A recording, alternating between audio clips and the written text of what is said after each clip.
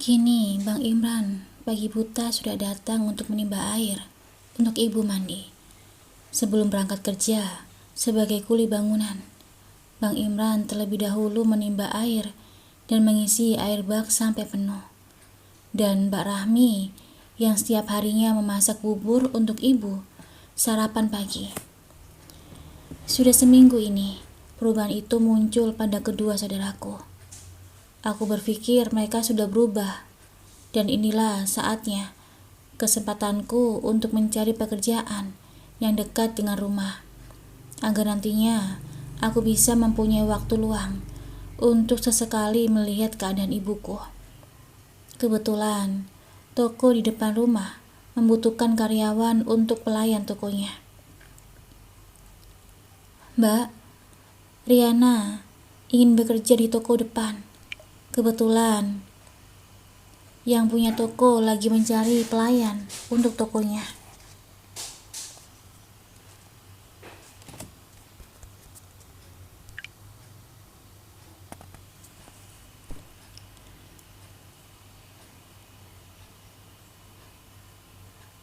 Izinku pada Mbak Rahmi. Nggak apa-apa, Dek. Jangan khawatir. Ada Mbak yang akan menjaga ibu.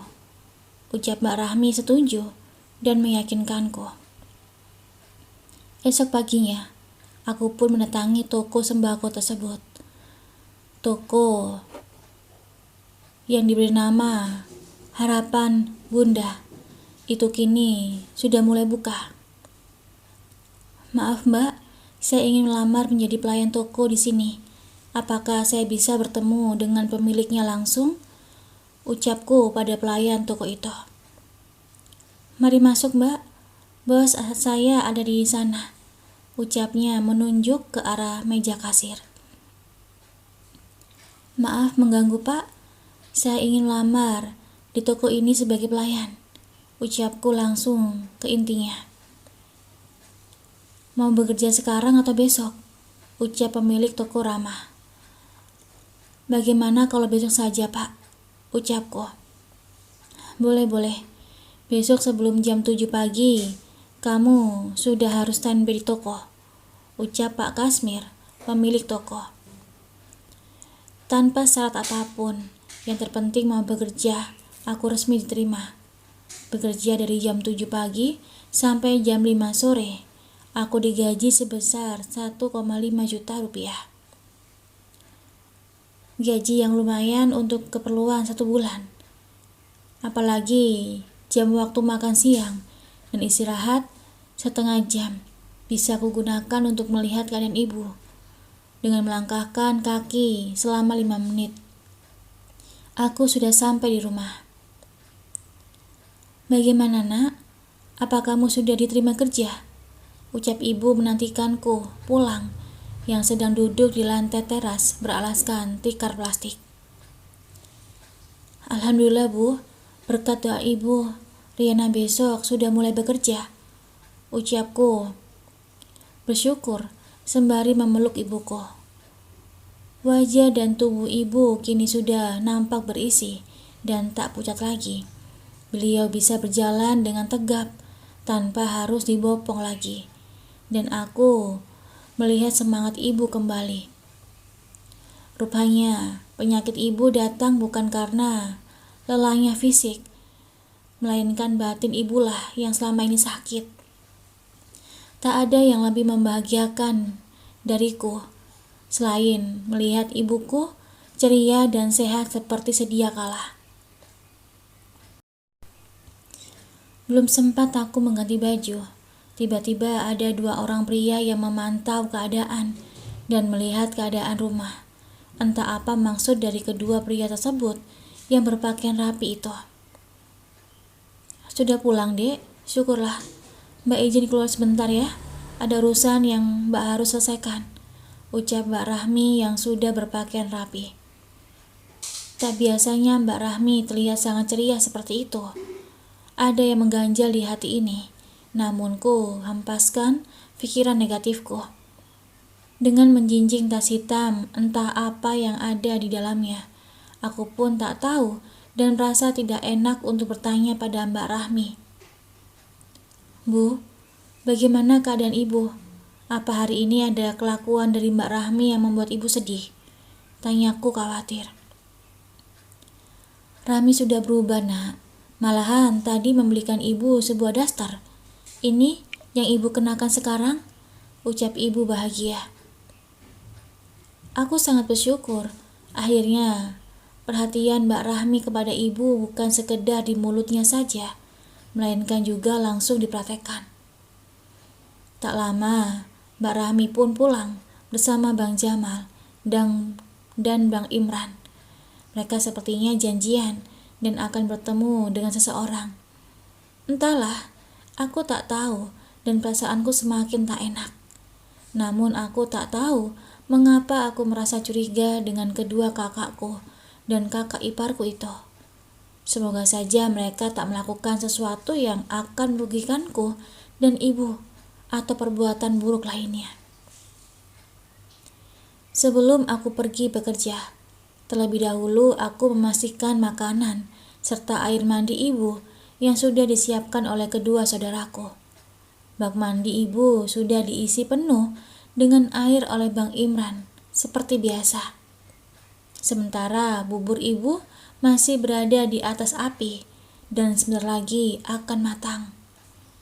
Aku pun mengambil handuk guna mengguyur tubuhku di pagi hari untuk persiapanku bekerja di hari pertama. Setelah mandi, aku berganti pakaian dan sarapan terlebih dahulu bersama ibu. Beruntung Mbak Rahmi sedari subuh sudah memaksakan makanan untuk kami. Berami, Mbak Rahmi begitu draktis berubah. Tak ada lagi kata kasar yang juga terdengar dari mulutnya. Begitu juga dengan suaminya Bang Jamal. Sampai di tempat pekerjaan, aku pun memulai dengan melayani pembeli. Kemudian barang yang sudah dipilih dan dibayar ku masukkan ke dalam kardus. Hari pertama bekerja memang begitu melelahkan. Ku usap seluruh keringatku yang bercucuran di kening dengan telapak tangan. "Kamu gigih juga ya, Riana?" puji Wina yang menjadi pelayan toko sama sepertiku. Aku hanya menanggapi pujian Wina dengan tersenyum. Waktu makan siang pun tiba. Sebungkus nasi kotak yang diberikan kepada pekerja toko sebagai pengisi perut istirahat siang. Aku izin kepada Pak Kasmir untuk pulang ke rumah menjenguk ibuku. Nasi kotak yang dibagikan oleh Pak Kasmir kepada karyawannya sengaja tak aku makan di sana, mengingat aku ingin memakan nasi kotak jatahku bersama ibu. Sesampainya di rumah, dua pria yang kulihat mencurigakan kemarin datang ke rumah. Saat aku pulang, wajah Mbak Rahmi terlihat sangat ketakutan. Begitu juga dengan Bang Jamal dan Bang Imran yang kebetulan ada di situ. "Kok kamu pulang cepet, Rin?" tanya Mbak Rahmi. "Riana hanya pulang di jam istirahat, Mbak. Sebentar lagi Riana akan kembali bekerja," jawabku sambil membuka nasi kotak yang kubawa dari tempat kerja. "Makanlah, Bu. Ini nasi yang dibagikan Bos Riana pada karyawannya," ucapku. "Kamu makan saja, Nak. Ibu sudah kenyang. Tadi ibu dibelikan lauk sama Bang Imran dan barusan kami selesai makan siang. Andai ibu tahu kamu akan pulang, ibu pasti akan menunggumu untuk makan bersama," ucap ibu. "Bu, siapa tamu yang ada di luar?" tanya aku ingin tahu. "Oh, itu ibu kurang tahu, Nak.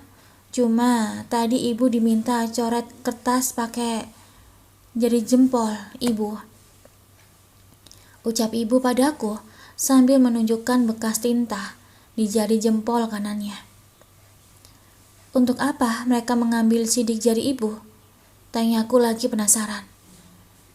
"Kata Rahmi untuk tanda tangan surat bantuan dari pemerintah," Katanya ada bantuan berupa uang dan rekening uang. Itu atas nama ibu. Jelas ibu. Entahlah, mengapa perasaanku sedari tadi merasa tak enak. Seolah akan ada kejadian yang buruk menimpa aku dengan ibu. Kuhabiskan nasi kotak itu sendirian. Usai makan, aku mengambil air wudhu dan bersiap untuk segera sholat duhur. Setelah sholat, aku pun kembali ke tempat kerja dan pamit pada ibu. Saat aku melangkah ke ruang tengah, kedua pria yang berpakaian rapi tadi sudah tak ada, hanya meninggalkan Mbak Rahmi seorang. Karena heran, aku pun menanyakan keberadaan pria itu. Kata Mbak Rahmi, Bang Jamal dan Bang Imran sudah berangkat bekerja kembali. Mereka pulang hanya untuk menjadi saksi atas bantuan dari pemerintah. Aku pun tak bertanya lagi, mengingat Mbak Rahmi sekarang ini sudah berubah drastis. Bagaimana keadaan ibumu? Tanya Pak Kasmir. Alhamdulillah, sehat Pak, jawabku. Pak Kasmir selalu menanyakan keadaan karyawan, serta keadaan keluarganya. Kami para karyawan yang bekerja pada beliau bukan hanya sebagai pekerja saja di tokonya, melainkan kami juga dianggap sebagai keluarga. Pak Kasmir adalah bos yang baik untuk para karyawannya. Pantas saja para karyawan di sini ada yang sudah sampai bertahun-tahun bekerja dengan beliau. Dan aku adalah salah satu dari karyawan yang beruntung itu. Mengingat zaman sekarang, sangat sulit sekali mendapatkan bos yang sebaik Pak Kasmir. Riana, kamu tahu nggak kalau Bagas anak bos kita selalu curi-curi pandang padamu? Ucap Wina temanku. Itu cuma perasaanmu saja, Win. Lagi pula di sini aku datang untuk bekerja dan bukan untuk datang menggoda siapapun. Ucapku biasa saja. Kamu tahu nggak? April itu juga suka dari dulu sama Bagas. Tapi kayaknya Bagas cuek aja tuh. Walaupun April sering kasih perhatian sama Bagas. Ucap Wina. April adalah petugas kasir toko di hadapan Bunda. Gayanya yang elit dan judes membuatku malas untuk berteman dengannya. Waktu itu aku pernah mengajaknya berkenalan dan berusaha untuk akrab. Namun April terkesan memilih teman. Jujur, aku tak tertarik sama sekali dengan urusan lelaki dan perasaan. Hatiku untuk saat ini hanyalah untuk ibuku seorang. Aku tak tahu sampai kapan hati ini bisa merasakan yang namanya jatuh cinta. Karena Wina merasa tak kuhiraukan atau menanggapi saat ia bercerita. Akhirnya Wina sebal denganku. Kemudian ia meninggalkanku pergi mengatur barang yang berantakan di belakang toko. Jarum jam pun beralih ke angka 5. Tandanya waktu kami untuk berhenti bekerja dan menutup toko. Rasa lelah hari ini sungguh nikmat kurasa. Karena aku sangat bahagia bisa bekerja sambil menengok ibuku. Sesampainya di rumah, aku melihat ibuku sedang duduk sambil menjahit rokku yang sobek waktu itu. Aku lega dan tersenyum melihat ibuku dengan keadaan baik-baik saja. Kenapa ibu repot-repot menjahit rok Riana? Riana bisa jahit sendiri, Bu. Ucapku menyapa ibu. Ibu gak ada kerjaan. Kebetulan tadi ibu lihat rok kamu sudah sobek. Ibu langsung menjahitnya. Ucap ibuku senang. Aku pun pamit untuk mandi sore dan berganti pakaian. Setelah badan ini segar, aku langsung menghampiri ibu yang sudah selesai menjahit rokku. Bu, Mbak Rahmi kemana? Tanyaku. Mbakmu itu sedari tadi siang pergi keluar rumah dan sampai sekarang ini belum pulang. Jawab ibu agak khawatir. Loh, bukannya tadi siang Mbak Rahmi ada di rumah ya, Bu? Jawabku heran. Iya, tadi pas kamu balik ke tempat kerja, Mbak Rahmi langsung pamit sama ibu untuk pergi keluar sebentar. Katanya ada urusan penting. Hingga saat ini, ia belum juga pulang. Jelas ibu mulai khawatir. Kemana Mbak Rahmi pergi dan apa urusan kakakku itu sampai keluar rumah? Dari kemarin gelagatnya sangat mencurigakan. Bu, Riana tinggal sebentar ke rumah Bang Imran ya. Izinku pada ibu. Pergilah, jangan lama-lama. Ibu kesepian di rumah sendirian. Jawab ibu. Apa ibu mau ikut? Riana akan menggendong ibu. Ucapku menawarkan. Riana, emangnya ibu ini mau bayi? Pakai digendong segala. Pergilah cepat, entar keburu maghrib. Ucap ibu terkekeh. Aku pun pergi ke rumah Bang Imran. Sampai di sana, pintu Bang Imran tertutup dan dalam keadaan terkunci. Aku bertanya, di mana kakak iparku Yuli dan kedua keponakanku, Rizka dan Rizky, pada tetangga. Namun mereka bilang penghuni rumah Bang Imran sudah pindah semenjak tadi siang dan rumahnya sudah disita oleh rentenir. Aku sangat terkejut mendengar penjelasan tetangga Bang Imran. Mengapa tadi siang Bang Imran hanya terdiam saja dan tak bercerita apapun? Atau mungkin Bang Imran sengaja tak menceritakan padaku tentang kesusahannya agar ibu tak merasa khawatir dengan masalah beliau, dan Bang Imran merasa takut jika ibu nantinya akan kepikiran, dan Bang Imran tak mau membebani ibu lagi. Aku pulang dengan sangat lesu. Baru saja abangku menjalin keakraban dan ingin berbakti pada ibu. Kini harus pergi lagi entah kemana. Aku hanya menunggu kepulangan Bang Jamal dan Mbak Rahmi, menanyakan keberadaan tentang masalah yang menimpa Bang Imran. Menjelang maghrib, Mbak Rahmi pun pulang bersama Bang Jamal. Mbak dari mana saja? Kenapa ibu tinggalkan sendirian? Tanyaku. Mbak tadi ada urusan di luar dan harus Mbak selesaikan. Jawaban Mbak Rahmi sama dengan jawabannya tadi pagi ketika aku tanya. Ada apa dengan saudara sulungku ini? Apa yang terjadi sebenarnya? Hingga Mbak Rahmi enggan bercerita padaku. Usai menunaikan ibadah sholat maghrib, aku pun menghampiri Mbak Rahmi yang duduk di ruang tengah sembari melipat pakaiannya. Mbak mau kemana? Kok pakaiannya yang ada di lemari Mbak masukin ke kardus? Ucapku curiga. Mbak hanya memisahkan pakaian yang sudah tak layak pakai. Dari lemari Mbak penuh dan yang ada tempat untuk mengisi pakaian ini, jawab Mbak Rahmi. Jawaban Mbak Rahmi seolah tak sinkron dengan apa yang sedang aku lihat. Semua baju yang bagus-bagus dimasukkan ke dalam kardus, sementara baju yang robek dan tak layak pakai dimasukkan ke dalam lemari. Mbak tahu tidak jika Bang Imran sudah pindah? Ucapku. Mbak Rahmi sesaat menghentikan tangannya, melipat baju lalu menatapku. Jangan keras-keras, nanti didengar oleh ibu, ucap Mbak Rahmi mengacungkan jari telunjuk ke mulutnya. Imran itu banyak hutang, makanya rumahnya ditinggali itu diambil oleh rentenir, jelas Mbak Rahmi. Kok sampai banyak hutang sih Mbak? Kan Bang Imran bekerja setiap hari, ucapku heran. Si Yuli, istrinya itu gaya hidupnya selangit. Selalu saja menuntut suaminya untuk membeli sesuatu yang dia inginkan.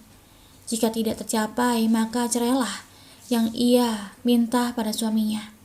Jelas Mbak Rahmi. Terus Bang Imran sekarang pindah kemana Mbak? Tanyaku lagi. Imran sudah pindah ke rumah mertuanya. Tadi siang, itu makanya Mbak lama pulang karena nganterkan Imran ke sana. jelas Mbak Rahmi dengan suara yang pelan. Kasihan juga nasib Bang Imran. Walaupun bagaimana, Bang Imran adalah tetap saudaraku. Tak terasa bulir bening itu menetes di pipiku, menangisi saudaraku. Andai saja aku punya kemampuan, aku pasti akan membantu saudaraku terbebas dari hutang piutang. Saat kami sedang membicarakan Bang Imran, tiba-tiba pintu diketuk oleh seseorang. Aku bangkit dan bergegas keluar rumah. Maaf Mbak, mengganggu malam-malam. Apa benar ini rumah keluarga Fadil? Tanya bapak itu memastikan. Benar Pak, saya kakaknya. Jawabku mulai khawatir. Jo, bawa ke sini. Panggil bapak itu kepada seseorang. Aku lihat Fadil dibopong oleh bapak itu dan membawanya sampai di depan pintu. Ya Allah, Dek. Apa yang terjadi?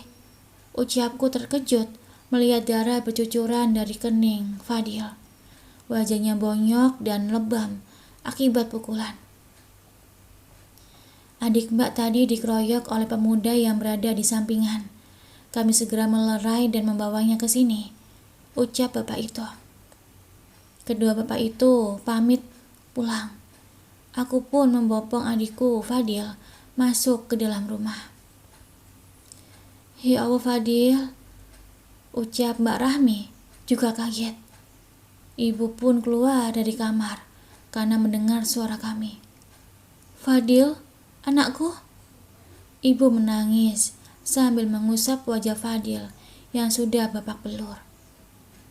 Aku mengambil kapas dan aku basahkan dengan air sambil membersihkan darah dari keningnya yang mengucur sampai ke wajah. Darah itu sebagian sudah agak mengering.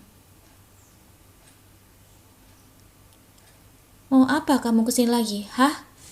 Bentak Bang Jamal yang tiba-tiba keluar dari kamarnya.